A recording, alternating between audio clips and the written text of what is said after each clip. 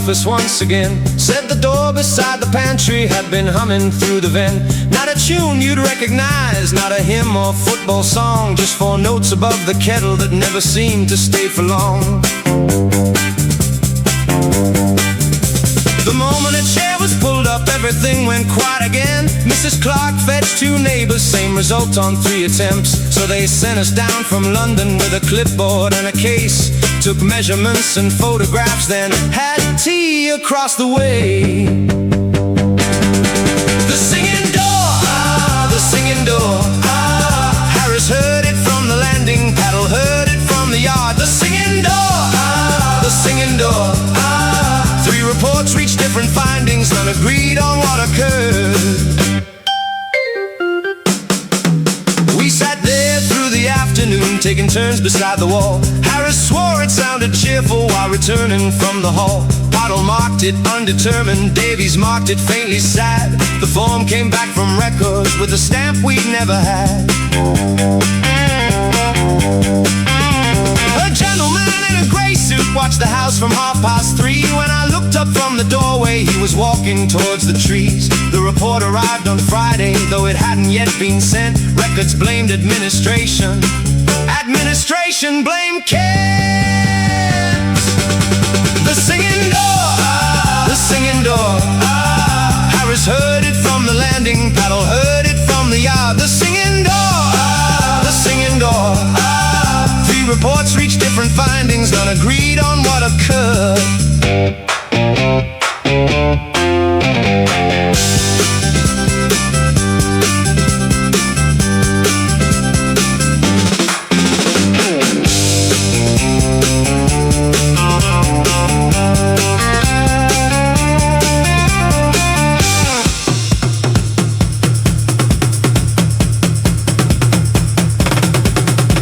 Inspectors retired on it. 1 bought a boat in Lee, 1 transferred to weather reports, 1 requested archive duty. Maintenance sent an engineer, finance sent apologies. The kettle always started whistling just before the 4th note came. The singing door, the singing door, the pantry wall still hums away most evenings after closing time. The singing door, the singing door, cabinet B, shelf 24, awaiting further review.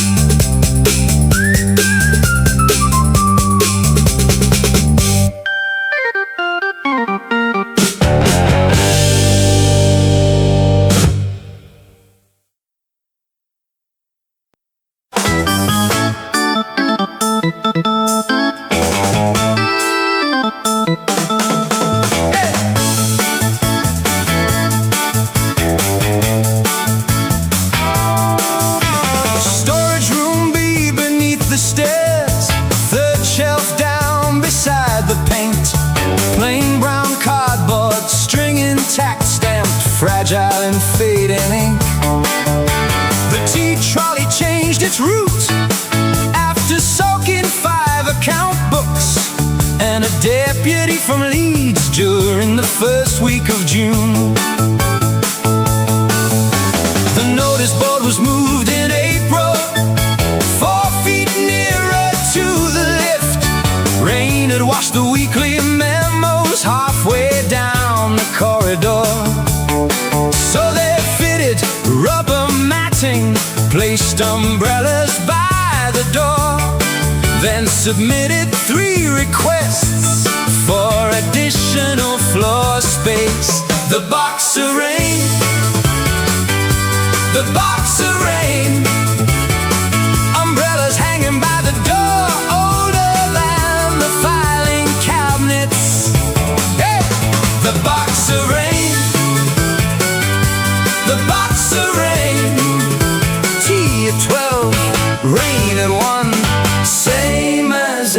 Tuesday. Hey!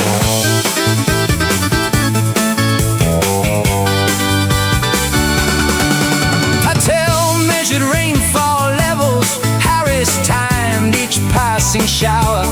Davies claimed the drops arrived roughly half an hour early. The carpet near the doorway needed changing every spring.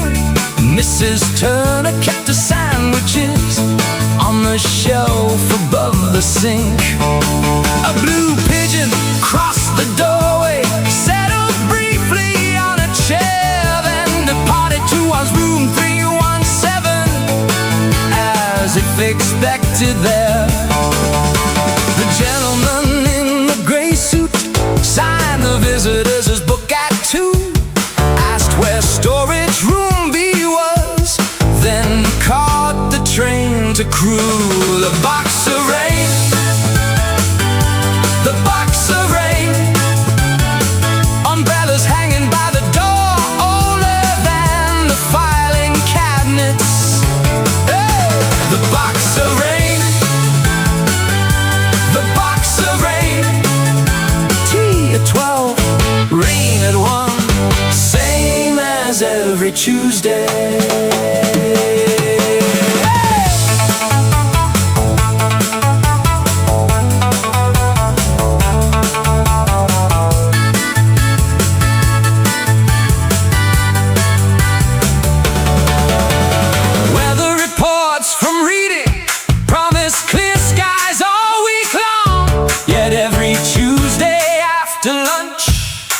The rainfall carried on.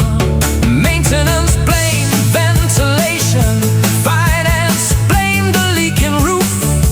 The box remained completely dry, so the meeting carried on. The box of rain, the box of rain, storage room B still gets the rain most afternoons until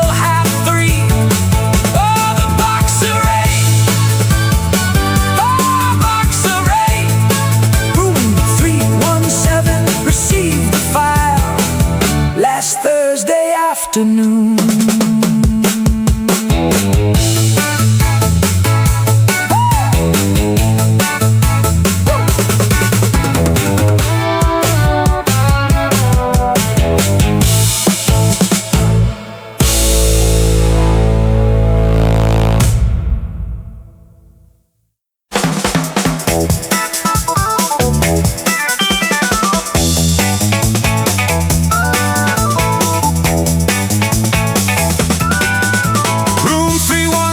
Upstairs held payroll forms and folding chairs, and a clock that kept good time most Wednesdays after 9:30. According to the brass inscription, it arrived in 58, though a research of department records produced a different date. It kept excellent time on Wednesdays, 2:15 and 2:30. By Thursday morning, the minute hand found other things it wished to do. So they sent us down from London with schedules, forms, and tea to determine why each Wednesday continued operating normally. Room 317, room 317. Payroll comes on Wednesday, the fish delivery too. Room 317, room 317. Most departments trust it more than anything else they use. Patel checked the movement twice, Harris checked the hands, Davy spent a fortnight matching calendar dates and travel plans. The clock reached 10:30 one Friday, then returned to 4:20. The meeting carried on regardless, as month before. A blue pigeon used the windowsill each Wednesday after 3, then departed down the corridor towards room 317. The gentleman in the gray suit appeared one wet October day, asked where room 317 was, then thanked us and walked away. Room 317, room 317. Payroll comes on Wednesday, the fish delivery too.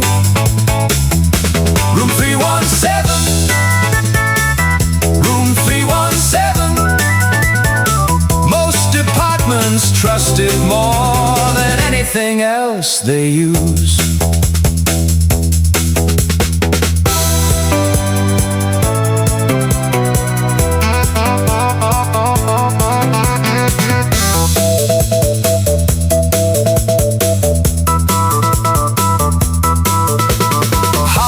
Forms were signed on Wednesdays, staff reviews were done there too.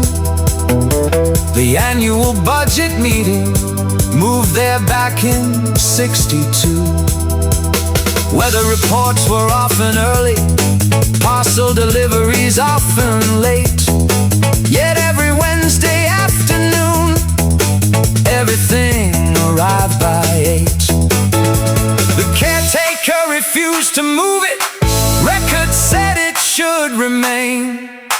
Room 317 stayed exactly where it was, though little else did quite the same. Room 317, room 317. Still keeping time on Wednesdays beside the folding chairs. Room 317, room 317. The clock remained exactly where it was. Wednesday kept the room.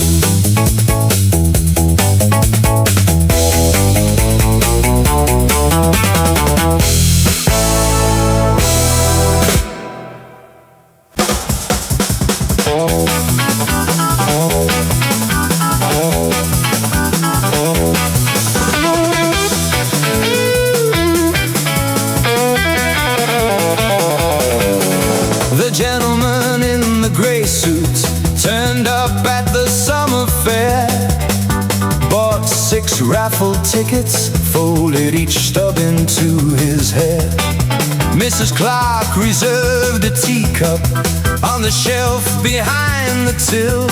Every April someone polished it, though no instruction ever did. He attended staff departures, prize givings and charity drives. Always seemed to know the schedule before copies were supplied. The matter reached the agenda, then slipped off by November. Nobody could locate the minutes recording who first mentioned him. The gray suit, he wore a gray suit, place laid at the luncheon, no booking in the ledger book. The gray suit, he wore a gray suit, chair reserved beside the window, no record of who put it there.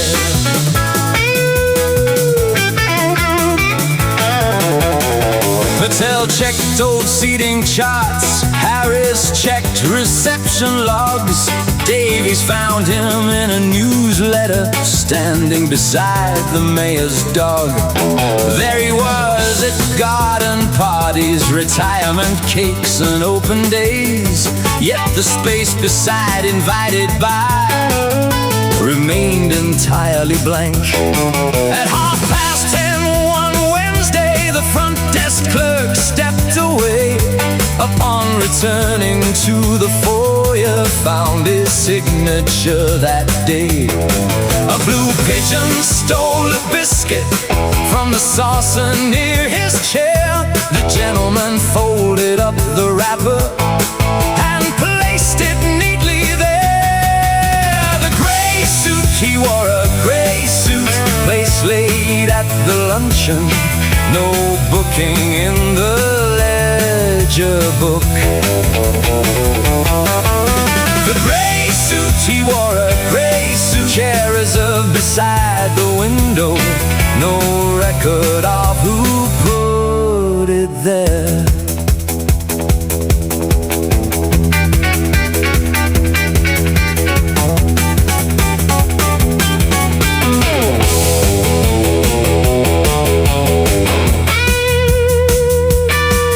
Room 317 held a briefing concerning annual repairs.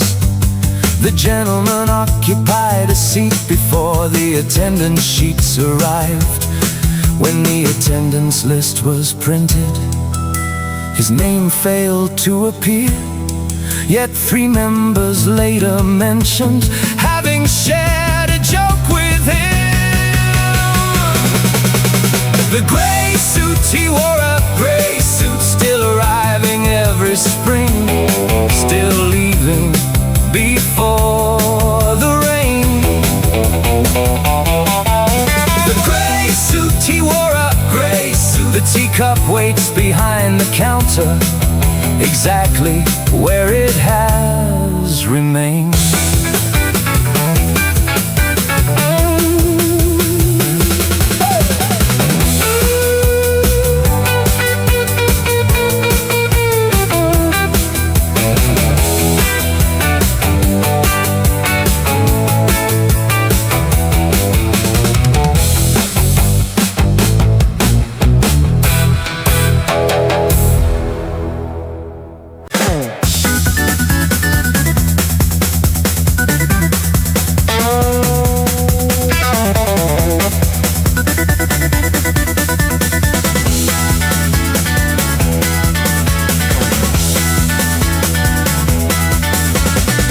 The Blue Pigeon lived above the heating pipes and switchboard wires. Spent most mornings near reception, talking long before arrivals. Started with a bus conductor, working routes around Penzance. 20 minutes later, somehow reached a bakery in France. He described the people clearly, what they ate and where they stayed. By the time he'd reached the bakery, the conductor had been forgotten. Mrs. Clark brought digestive biscuits every Thursday just before noon. The pigeon thanked her for the biscuits, then resumed exactly where he'd left off. The blue pigeon, the blue pigeon, mentioned it before it dawned, then forgot he'd said a thing. The blue pigeon, the blue pigeon, lost the middle of the story, yet the ending always fit. One wet afternoon he mentioned a new staircase near the bay. Few paid much attention to it until builders arrived in May. Then he spoke about a bookshop standing opposite the square. 3 months later, planning notices placed a bookshop exactly there. The station porter marked the dates on cigarette packets in his drawer. Most proved ordinary enough, a handful turned out right. The pigeon never paused for questions, never hurried to explain.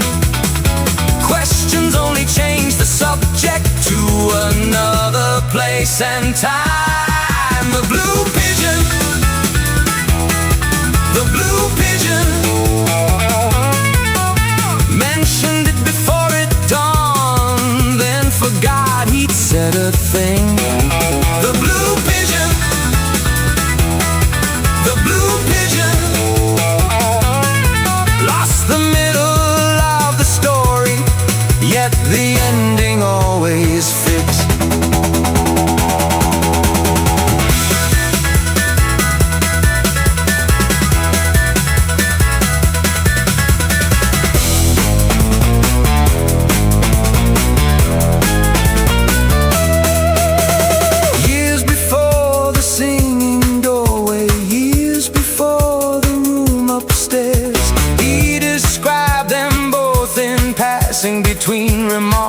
on county fairs. One Friday he described a fountain standing where the bins were kept. 6 months later contractors built one almost to the inch, he'd said. When asked how he knew the details, he began discussing trains. A signal man from Western Supermail who never missed the 8:15. The Blue Pigeon, the Blue Pigeon, still talking near reception, still wandering off the track. The Blue Pigeon, the Blue Pigeon. Half the story went missing. The queue reached past the map display.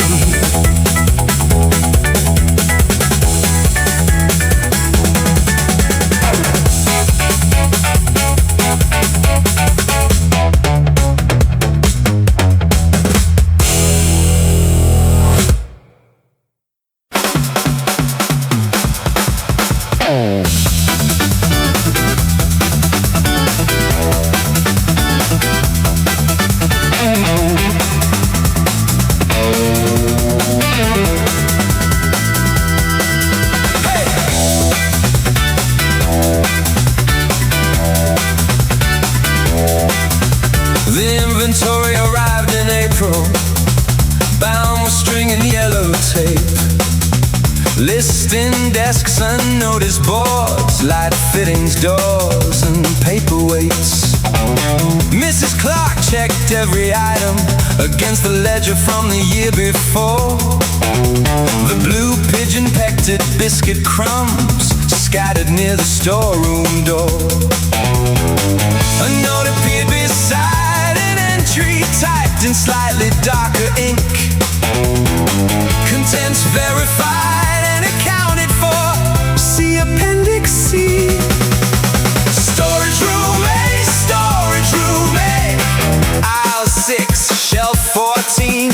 Storage room A, storage room A, container B, inspection due next spring.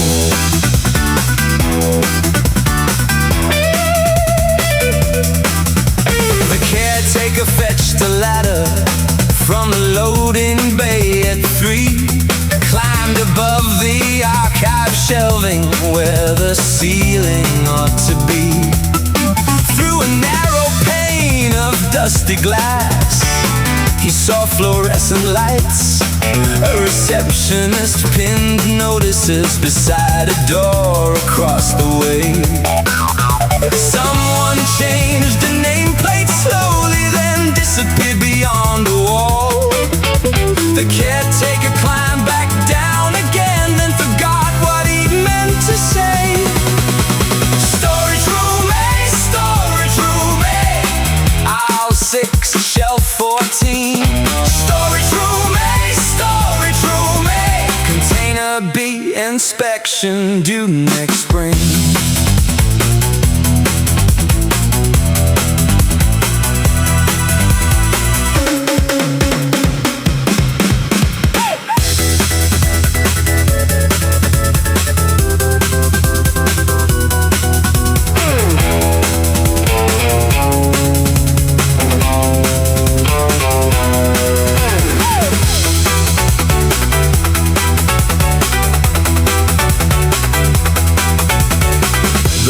Pigeon mentioned shelving higher than the clouds outside. Most continued with their lunches before he reached the point of it. He spoke of aisles and cardboard walls past the final row of shelving, then drifted into fairy roots and weather over the Isle of Wight. Appendix C was finally located, tucked behind a radiator grill. The second page was missing. The first referred to page 3. Storage room A, storage room A, aisle 6, shelf 14. Storage room A, storage room A, container B, inspection due next spring. and return.